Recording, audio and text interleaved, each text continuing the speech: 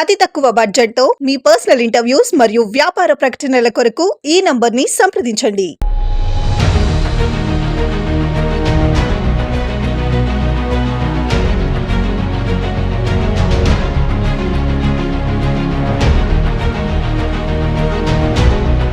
AP deputy CM Pawan Kalyan Manyam పర్యటనలో భద్రతా వైఫల్యం బయటపడింది. ఈ నెల 20న సాలూరు నియోజకవర్గం పాచిపెంటలో డిప్యూటీ సీఎం పవన్ కళ్యాణ్ పర్యటించారు. అయితే వై కేటగిరీ భద్రతలో ఉండే పవన్ చుట్టూ బలివాడ సూర్యప్రకాష్ అనే ఓ నకిలీ ఐపీఎస్ కలియదిరిగాడు.